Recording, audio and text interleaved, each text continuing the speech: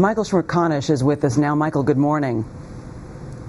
Hi, Ann. How are you? Good, doing great, and you must be as well. The news of your interview is the president told a caller, I guarantee we're going to get health care reform done. But we've seen from these confrontations that critics are very passionate against it. If the president decides to go it alone, meaning reconciliation, whereby he only needs about 51%, or the simple majority, rather, of 51 votes, what's the political fallout, Michael?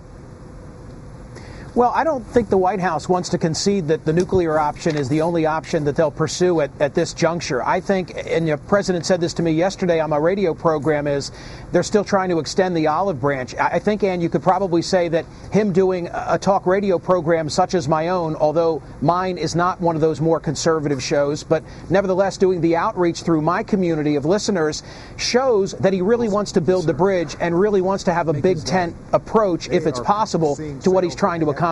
Meantime, he's getting criticism, though, as you well know, Michael, from both sides. New York Times columnist Frank Rich has asked if liberals have been punked by Obama, and his colleague Paul Krugman wrote in his column this morning, quote, it's hard to avoid the sense that Mr. Obama has wasted months of trying to appease people who cannot be appeased and who take every concession as a sign that he can be rolled. How serious is this division among the Democrats?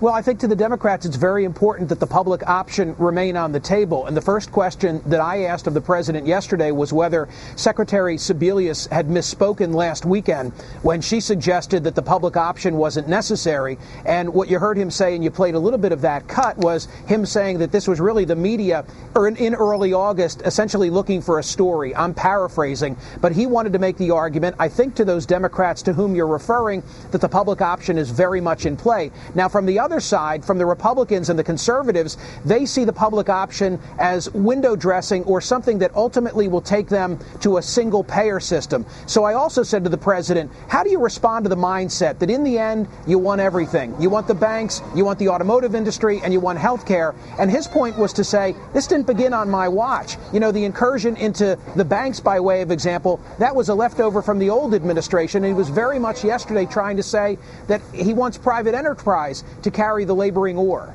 All right. Well, Michael Smerconish, we're out of time, but we're certainly not going to be out of talk about this particular topic, and certainly you won't be.